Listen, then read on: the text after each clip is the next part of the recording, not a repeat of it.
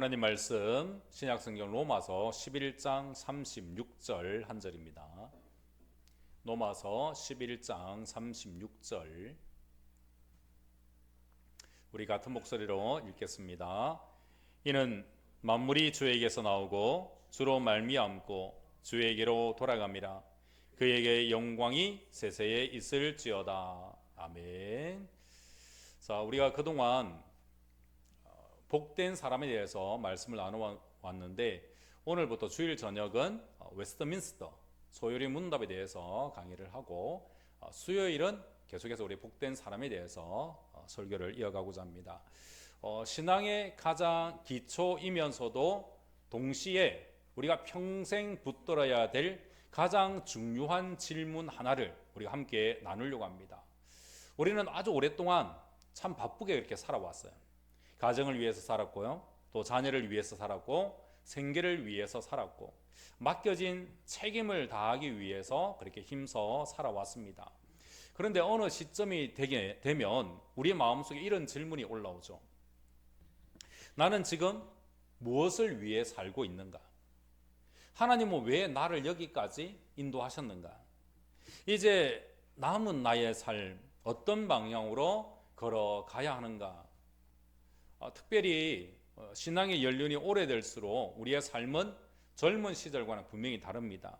예전에는 우리가 앞만 보고 그렇게 달려왔다고 한다면 이제는 속도보다 내가 어디로 향하고 있는지 우리의 방향이 중요해지죠. 그래서 오늘 우리는 이 웨스트민스터 소요리 문답 제1문을 통해서 그 방향을 다시금 확인해 보려고 합니다. 그래서 오늘 이 시간이 단순히 우리가 교리를 배우는 시간이 아니라 우리의 남은 삶을 하나님 앞에서 다시 종련하는 그런 시간이 되기를 간절히 소망합니다. 자, 오늘 우리가 함께 살펴볼 주제는 인생의 제일 되는 목적입니다. 세상은 우리에게 이렇게 얘기합니다. 사람마다 인생의 목적이 다르다라고 얘기하죠. 어떤 사람은 돈이라고 얘기하기도 하고 또 어떤 사람은 건강이라고 얘기하기도 하고 또 어떤 사람은 자녀의 성공이라고 얘기하고 어떤 사람은 안정된 노후를 이야기합니다. 물론 이런 것들이 중요하지 않다라고 하는 이야기는 아닙니다. 우리 삶에는 실제로 다 필요한 것들이고 또 하나님께서 허락하시는 일반 은혜이기도 하죠. 그러나 성경은 분명히 우리에게 얘기합니다. 그것들은 삶의 중요한 요소일 수는 있겠지만 인생의 최종 목적은 아니다라고 하는 것이죠. 성숙한 우리 성도들에게는 이 질문이 더욱더 절실해집니다. 이제는 우리가 얼마나 많이 이루었는가라고 하는 것보다 내가 무엇을 위해서 살아왔는가가 더 중요합니다. 우리의 목적이 분명하면 삶이 흔들려도 방향을 잃지 않게 되겠죠. 그러나 우리의 목적이 흐려지게 되어지면 열심히 살아도 우리 마음 한편에 공허함이 남는다는 겁니다. 오늘 하나님께서 우리의 삶의 목적을 다시금 선명하게 붙들게 해주시기를 간절히 원합니다. 사람의 제일 되는 목적, 그것은 무엇일까요? 하나님을 영화롭게 하고 그를 영원토록 즐거워하는 것이겠죠. 이제 우리는 신앙이 아주 분명하고도 아름다운 대답을 여기서 보게 되어집니다. 사람의 제일 되는 목적은 하나님을 영화롭게 하고 그를 영원토록 즐거워하는 것이다. 이 한 문장 안에 우리 인간의 존재 이유와 우리 성도의 삶의 방향이 모두 다 담겨져 있습니다. 하나님을 영화롭게 한다라고 하는 것은 내 삶을 통해서 하나님의 영광이 드러나는 것을 얘기하는 것이겠죠. 하나님을 즐거워한다라고 하는 것은 내 인생의 가장 깊은 만족과 기쁨이 하나님 안에 있다라고 하는 뜻일 겁니다. 많은 분들이 사실은요, 이 둘을 따로 생각하는 경우가 굉장히 많습니다. 하나님을 영화롭게 하는 것은 의무처럼 느끼지만 하나님을 즐거워하는 것은 특별한 감정의 문제처럼 여긴다는 것이죠. 그러나 성경은 이 둘이 결코 분리되지 않는다라고 그렇게 말씀을 하고 있습니다. 하나님을 참으로 기뻐하는 사람은 자연스럽게 하나님께 영광을 돌리게 되고요. 하나님께 영광을 돌리면서 살아가는 사람은 하나님 안에서 더 깊은 기쁨을 누리게 되는 겁니다. 결국 우리의 삶은 하나님을 높이는 삶이면서 동시에 하나님 안에서 만족하는 삶이어야 한다는 것이죠. 로마서 11장 36절은 인간의 만물의 존재 이유에 대해서 아주 압축적으로 우리들에게 말씀을 하고 있습니다. 우리 같이 한번 더 읽어볼까요? 이는 만물이 주에게서 나오고 주로 말미암고 주에게로 돌아갑니다. 그에게 영광이 세세에 있을지어다. 아멘. 이 말씀은 우리의 출발과 현재와 마지막을 모두 다 설명합니다. 자, 우리는 하나님에게서 왔습니다. 지금도 하나님의 은혜와 하나님의 섭리 안에서 살아가죠. 그리고 결국 하나님 앞에 서게 됩니다. 그렇다고 한다면 우리 삶의 중심은 내가 될 수가 없겠죠. 내 생각이 중심이 될 수가 없고 내 자존심이 중심이 될 수가 없고 내 계획과 내 성취가 중심이 될 수가 없습니다. 중심은 오직 하나님이어야 한다는 것이죠. 여러분, 여기에서 우리의 신앙이 더 깊어져야 합니다. 내가 무엇을 이룰까를 묻기보다 우리의 질문이 달라져야 되겠죠. 하나님이 내 삶을 통해서 무엇을 원하실까? 주님은 내 남은 인생에서 어떤 영광을 받기를 원하실까?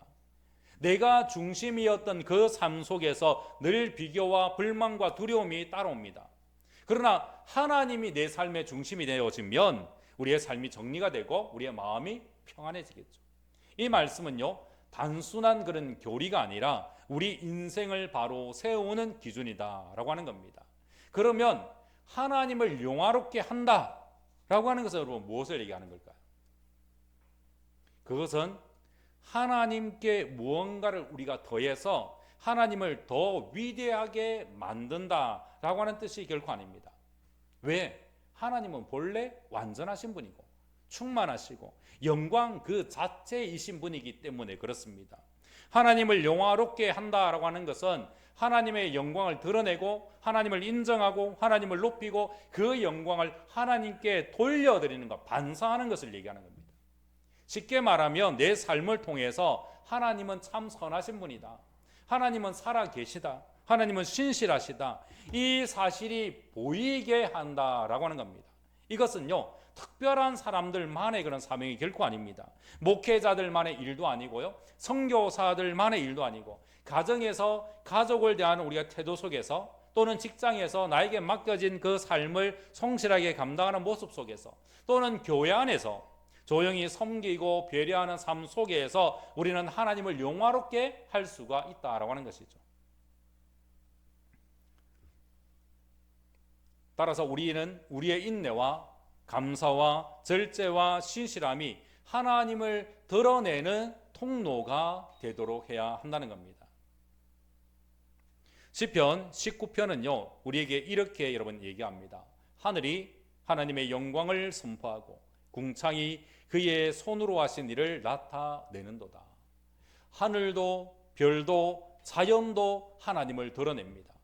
말이 없는 피조물도 하나님을 창조주를 증거하는데, 하나님의 형상 닮은 형상대로 지음받은 사람은 얼마나 더 하나님을 드러내야 되겠습니까? 특별히 구원받은 성도는 삶 자체가 하나님의 존재를 보여주어야 하는 것이죠. 성도는 말로만 신앙을 말하는 사람이 아니라 삶으로 하나님을 보이는 사람입니다. 특히 성숙한 성도일수록 다음 세대에게 이미 말보다는 삶으로 읽히는 그런 존재가 되어야 한다는 것이죠. 어떤 집사님이 자녀에게서 이런 말을 들었다고 합니다. 엄마는 힘들 때 더 기도하는 사람이라서 나는 하나님이 진짜 계신 줄 알았다고. 여러분, 참 귀한 얘기입니다. 설명보다 더 큰 교육은 삶이라는 것이죠. 어려움 속에서 하나님께 무릎 꿇는 그 모습이 하나님을 증거하는 가장 깊은 설교가 될 수 있다라고 하는 겁니다. 사람은 본능적으로 이 공로를 자기에게 돌리려고 하는 그런 경향들이 있습니다. 일이 잘 되면 내 덕분이라 생각하고, 건강하면 내가 관리를 잘해서 그렇다고 생각하고, 자녀가 잘 되면 내가 수고했던 수고의 결과라고 그렇게 여기가 싶습니다. 그러나 믿음의 사람은 여기서 한 걸음 더 나아가야 합니다. 주님, 여기까지 온 것이 다 하나님의 은혜입니다. 하나님께서 하셨습니다. 모든 영광을 하나님께 돌립니다. 이것이 바로 하나님을 영화롭게 하는 태도라는 것이죠. 단지 입술의 형식적인 말이 아니라 우리 마음의 중심에서 공로를 하나님께 돌려드리는 겁니다. 사실 우리 인생을 한번 돌아보죠. 그러면 내 힘만으로 된 것이 거의 없습니다. 내가 태어난 환경도 그렇고요. 만났던 여러 사람들, 또 열렸던 길, 막혔던 길, 이 모두 다 하나님의 손길 아래에 있다는 겁니다. 그래서 성숙한 성도일수록 자랑보다는 감사가 많아지는 겁니다. 성숙한 성도일수록 이와 같은 고백이 여러분 더 깊어져야 합니다. 여기까지가 다 하나님의 은혜였습니다. 이 고백은 나 자신을 낮추는 말이 결코 아닙니다. 하나님을 크게 보는 믿음의 말이라고 하는 것이죠. 영광을 하나님께 돌리는 사람은요, 교만에서 벗어나고 감사의 사람으로 자라가는 것입니다. 하나님을 영화롭게 하는 것이 중요한 이유가 뭡니까? 그 첫 번째가 우리는 하나님의 것이기 때문에 그렇습니다. 고린도전서 6장 19절과 20절 이렇게 얘기합니다. 우리 같이 읽어볼까요? 너희 몸은 너희가 하나님께로부터 받은 바 너희 가운데 계신 성령의 전인 줄을 알지 못하느냐. 너희는 너희 자신의 것이 아니라 값으로 산 것이 되었으니 그런즉 너희 몸으로 하나님께 영광을 돌리라. 아멘. 우리는 예수 그리스도의 피값으로 구속받은 존재입니다.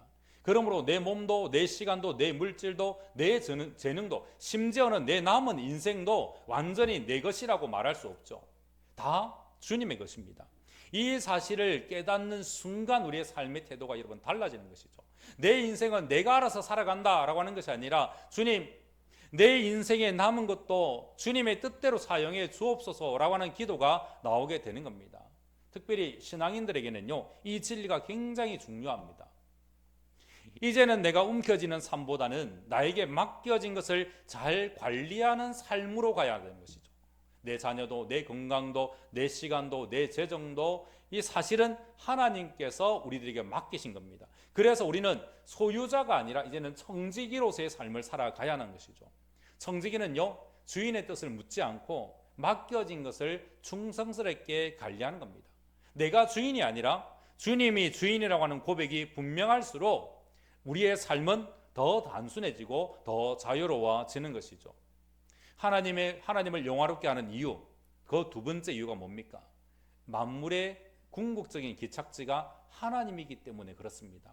모든 것은 하나님께로 돌아갑니다. 우리가 붙들고 살던 것들, 자랑하는 것들, 소중히 여기는 모든 것들 결국 영원하지 않죠. 세월은 흐르고 경강은 변하고 재물은 남지 않고 사람의 평가는 오래 가지 않습니다. 그러나 하나님 앞에 서는 날은요, 반드시 온다는 겁니다. 그때 중요한 질문 뭐겠습니까? 얼마나 많이 이루었는가가 아니라 얼마나 많은 박수를 받았는가도 아닙니다. 가장 중요한 것은 하나님께 영광 돌리는 삶을 살았는가라고 하는 것이죠.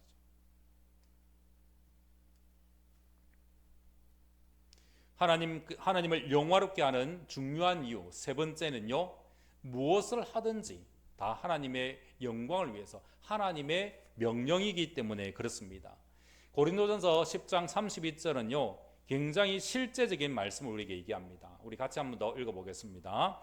그런즉 너희가 먹든지 마시든지 무엇을 하든지 다 하나님의 영광을 위하여 하라. 자, 여러분, 여기서 핵심이 뭘까요? 무엇을 하든지입니다. 무엇을 하든지. 사람들은 종종 하나님께 영광되는 일은 예배, 헌금, 선교, 큰 봉사 이런 특별한 일이라고 생각을 하죠. 그러나 성경은 평범한 우리 모두의 일상 또한도 하나님께 영광이 될 수 있다라고 얘기하고 있습니다. 밥을 짓는 일도 그렇고요, 아픈 가족을 돌보는 일, 직장에서 성실하게 일하는 일, 몸이 좀 힘들어도 예배의 자리를 지키는 일, 불평 대신 기도와 감사를 선택하는 일, 이 모든 것이 하나님께 영광이 될 수 있다라고 얘기하고 있습니다. 어느 교회에 한 권사님이 계셨는데요, 늘 예배 전에 조용히 와서 의자를 정리하고 성전을 살피셨다라고 얘기합니다. 아무도 주목하지 않았고 이름이 드러나는 일도 없었죠. 누군가 이렇게 얘기합니다. 권사님, 이렇게 하셔도 아무도 모르잖아요 라고 얘기를 하자 이 권사님이 그렇게 얘기를 했습니다. 사람들이 몰라도 괜찮아요. 주님이 아시면 됐지요 라고 이렇게 답을 하셨다고 합니다. 참 아름다운 고백이죠. 이것이 여러분 하나님께 영광 돌리는 삶입니다. 사람의 박수보다 하나님의 기뻐하심을 더 귀하게 여기는 삶, 바로 그것이 성숙한 우리 신앙인들이라고 하는 것이죠. 여러분, 하나님을 즐거워한다라고 하는 것은 하나님을 영화롭게 하는 것뿐만 아니라 하나님을 영원토록 즐거워하는 것이기도 한다는 겁니다. 어떤 분들은 이 표현이 다소 낯설게 느껴질 수도 있습니다. 신앙을 의무와 책임으로만 이해하기 때문에 그렇습니다. 그러나 성경은 하나님을 아는 사람에게는 반드시 기쁨이 있다라고 이렇게 얘기를 하고 있죠. 하나님을 즐거워한다라고 하는 것은 하나님 안에서 참된 만족과 기쁨을 누린다라고 하는 뜻입니다. 세상은요, 기쁨을 환경 가운데서 찾으라고 이렇게 얘기합니다. 돈이 있으면, 건강하면, 일이 잘 되면, 자녀가 잘 되면 즐겁다, 기쁘다라고 이렇게 얘기하죠. 그러나요, 그런 기쁨은 오래 가지 못합니다. 상황이 바뀌면 그런 기쁨은 다 사라지는 것이죠. 반면 하나님 안에서 오는 기쁨은 환경을 넘어서는 기쁨입니다. 하나님을 아는 기쁨, 하나님과 동행하는 기쁨, 구원받은 은혜를 누리는 이 기쁨은 세상이 빼앗아갈 수 없는 그런 기쁨인 것이죠. 우리들의 삶에는요, 이와 같은 기쁨을 빼앗는 요소가 너무나도 많습니다. 그래서 더더욱 하나님 자신에게서 오는 깊은 기쁨이 우리에게 필요하다는 것이죠. 그 기쁨은 우리의 신앙을 지켜주는 힘이 될 수 있다는 겁니다. 다윗은 시편 16편 11절에서 이렇게 고백을 합니다. 주께서 생명의 길을 내게 보이시리니 주의 앞에는 충만한 기쁨이 있고 주의 오른쪽에는 영원한 즐거움이 있나이다. 이 말씀은 기쁨의 근원이 어딘지를 분명하게 보여줍니다. 기쁨은 지금 내가 처해 있는 환경에서 오는 것이 아니라 하나님의 임재에서 오는 겁니다. 사람들은 좋은 조건이 있어야 기뻐할 수 있다고 생각하죠. 그러나 조건이 좋아도 하나님이 없으면 공허할 수밖에 없습니다. 반대로 형편이 어렵고 삶이 버겁더라도 하나님과 가까우면 깊은 평안과 기쁨을 누릴 수가 있는 것이죠. 그렇기 때문에 신앙생활에서 중요한 것은 단지 오래 믿는 것이 아니라 하나님 앞에 얼마나 자주 머무르느냐라고 하는 겁니다. 말씀을 가까이 하고 기도 가운데 주님을 바라보고 예배 속에서 하나님의 임재를 누리는 시간이 있어야 우리의 영혼의 기쁨이 회복될 수가 있는 겁니다. 성숙한 신앙인이 되기 위해서는 바쁘게 활동하는 것보다는 하나님 앞에 깊이 머무는 시간이 더 중요합니다.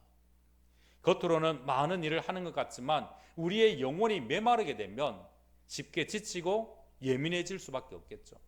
그러나 하나님 앞에 머무는 사람은요, 외형보다는 내면이 강해집니다.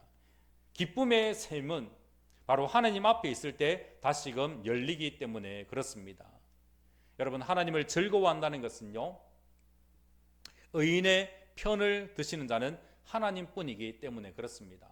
하나님을 즐거워한다는 것은 하나님이 주시는 그 복을 무시하라라고 하는 뜻이 결코 아닙니다. 오히려 하나님이 주신 복을 감사함으로 누리되 그 복보다는 하나님 자신을 더 기뻐하는 것을 얘기합니다. 건강이 귀하죠. 재정도 필요합니다. 그리고 평안한 것도 우리에게는 소중합니다. 그러나 이것들이 하나님보다 더 중요한 자리가 되어지면 문제가 시작되는 것이죠. 하나님보다 돈을 더 의지하고 하나님보다 사람들의 인정을 더 갈망하게 되면 우리의 마음은 쉽게 불안해질 수밖에 없습니다. 왜냐하면 그것들은 다 흔들릴 수 있기 때문에 그렇습니다. 그래서 시편 33편 1절에 뭐라고 얘기합니까? 같이 한번 읽어보겠습니다. 너희 의인들아 여호와를 즐거워하라. 찬송은 정직한 자들이 마땅히 할 바로다. 아멘. 여러분, 신앙의 연륜이 쌓이면 쌓일수록 이 순서가요 분명해야 됩니다. 세월이 지나면서 우리가 붙잡고 있던 것들이 하나씩 사실은 흔들릴 수 있기 때문에 그렇습니다. 건강도 예전 같지 않고 자녀도 내 뜻대로 되지 않고 또 재정도 늘 안정적이지만은 않죠. 그럴수록 우리가 더 깊이 깨달아야 될 것은 내가 진짜 붙들어야 될 것은 하나님이다라고 하는 것이죠. 하나님을 가장 큰 기쁨으로 두는 사람은 세상 것이 아무리 흔들린다고 할지라도 완전히 무너지지 않는다는 겁니다. 하나님을 즐거워한다는 것은 우리가 구원을 받았으니 즐거워해야 합니다. 시편은 그렇게 얘기합니다. 내 영혼이 여호와를 즐거워하며 그의 구원을 기뻐하리로다. 우리 성도의 가장 큰 기쁨은 결국 구원의 은혜입니다. 우리는 하나님의 자녀가 되었습니다. 예수 그리스도의 십자가로 제사함을 받았죠. 하나님이 우리를 버리지 않으시고 끝까지 우리를 붙드신다는 그 약속 안에 살아가는 것이 성도입니다. 우리가 나이가 들어가면 얻는 것보다는요, 잃는 것이 더 이렇게 잘 보여집니다. 우리의 지나간 젊음, 예전 같지 않은 건강, 또는 멀어진 사람들, 또 기대만큼 되지 않는 현실이 우리 눈에 띄입니다. 그럴수록 우리의 마음이 쉽게 침체될 수가 있겠죠. 그러나 그때 붙들어야 될 것이 있습니다. 바로 예수 안에 있는 구원의 은혜입니다. 이것은 세월이 지나도 줄어들지 않고 상황이 바뀌어도 빼앗기지 않는 겁니다. 그렇기 때문에 우리 성도는 주님 안에서 기뻐할 수 있는 것이죠. 하나님을 즐거워한다는 것은 하나님은 우리에게 힘이 되시기 때문에 그렇습니다. 느헤미야 8장 10절은요, 아주 귀한 진리를 우리에게 보여줍니다. 여호와로 인하여 기뻐하는 것이 너희의 힘이니라. 여호와로 인하여 기뻐하는 것이 너희의 힘이니라. 우리는 흔히 그렇게 얘기합니다. 내가 힘이 있어야 기뻐하지라고 생각하죠. 몸이 건강해야, 일이 잘 되어야, 걱정거리가 없어야 기쁠 수 있다라고 얘기합니다. 그러나 성경은 반대로 얘기합니다. 하나님으로 인해서 기뻐할 때 그 기쁨이 우리를 다시금 일으킬 수 있는 힘이 된다라고 얘기합니다. 한 어르신이요, 병원에 오래 입원해 계셨는데 몸이 아프고 마음도 약해져서 밤마다 두려움이 밀려왔다고 얘기합니다. 그런데 그분이 놓지 않았던 것이 하나 있었습니다. 바로 그것은요, 찬송이었습니다. 누군가 어떻게 이렇게 평안할 수가 있어요? 라고 묻자 그분은 아픈 것은 아픈 거지요. 그런데 주님이 안 떠나시잖아요. 그래서 찬송하면 다시금 괜찮아져요 라고 말씀하셨다고 합니다. 여러분, 그렇습니다.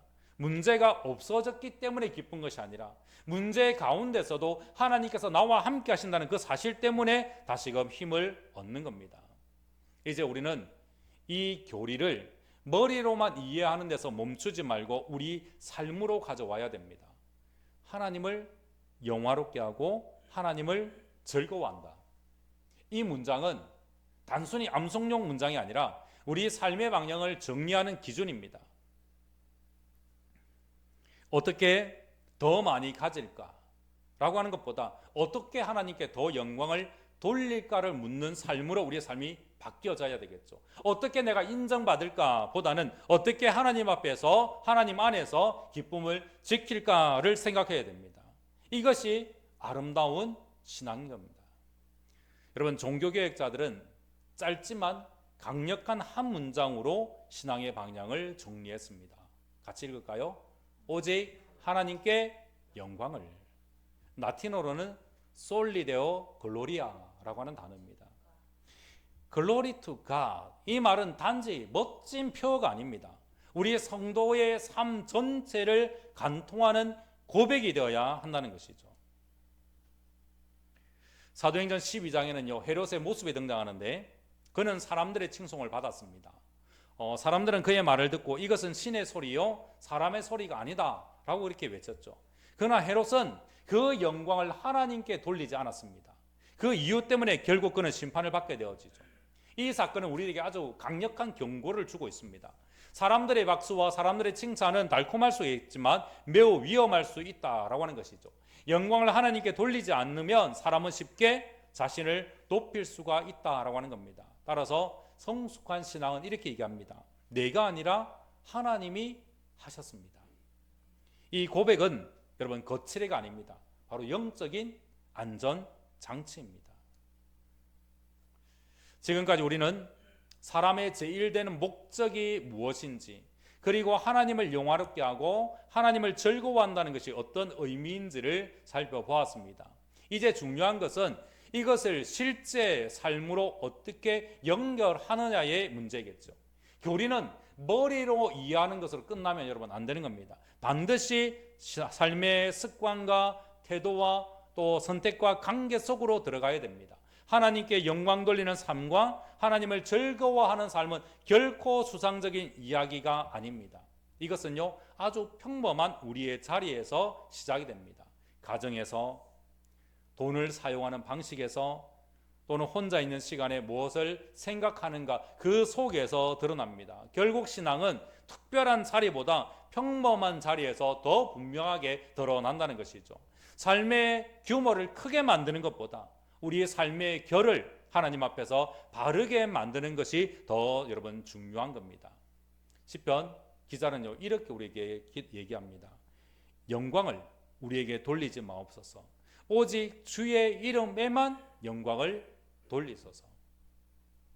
이 기도는 우리 성도의 마음을 가장 잘 보여주는 기도 가운데 하나입니다.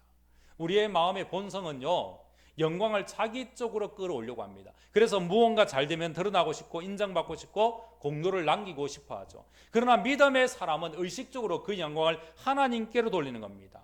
일이 잘 될 때, 건강이 회복될 때, 사람들의 칭찬을 받을 때 더 하나님께 돌려드리는 것이죠. 주님, 이것이 제 자랑거리가 아니라 주님의 은혜의 증거가 되게 하옵소서. 내 경험이 아니라 주님의 신실하심이 드러나게 하옵소서. 이런 기도를 드리는 사람이 점점 더 하나님 앞에 겸손해질 수가 있는 겁니다. 또한 하나님께 영광 돌리는 성도는요 동시에 하나님 안에서 즐거워하는 성도여야만 합니다. 신앙생활은 무거운 의무의 연속이 아닙니다. 물론 책임도 있고 헌신도 필요하죠. 그러나 은혜를 아는 사람들에게는 반드시 여러분 기쁨이 있습니다. 성도는요 때로는 울기도 하고 아프기도 하고 상처받기도 하고 답답해하기도 하죠. 하지만 그 깊은 곳에는요 세상이 줄 수도 빼앗을 수도 없는 기쁨의 샘이 있습니다. 그 샘은 바로 하나님에게서 나오는 겁니다. 에녹은 성경에서 매우 특별한 평가를 받은 인물로 구분이 됩니다. 그는 큰 업적을 남겼다라고 하기보다는 바로 이 단어 때문에 그가 기억이 되죠. 어떤 단어입니까? 하나님과 동행하더니. 사실 이것이요 가장 아름다운 우리 인생의 평가입니다. 창세기 5장 24절에 에녹이 하나님과 동행하더니 라고 얘기합니다. 많이 이루었다, 에녹이 많이 이루었다라기보다는 하나님과 함께 걸었다라고 하는 말이 더 깊고 영원한 여러분 가치가 있는 겁니다. 하나님께 영광 돌리고 하나님을 즐거워한다라고 하는 삶은 결국 하나님과 동행하는 삶으로 나타난다는 겁니다. 이제 말씀을 보면서 우리 자신들을 한번 돌아보기를 원합니다. 설교를 듣고 지나가는 그런 전무가 아니라 내 삶을 비추는 그런 거울이어야 합니다. 그래서 여기서 우리는 몇 가지 중요한 질문을 던져보고자 합니다. 나는 지금 무엇을 위해 살고 있는가? 내 삶의 영광은 누구에게 돌아가고 있는가? 나는 정말 하나님 안에서 기쁨을 누리고 있는가?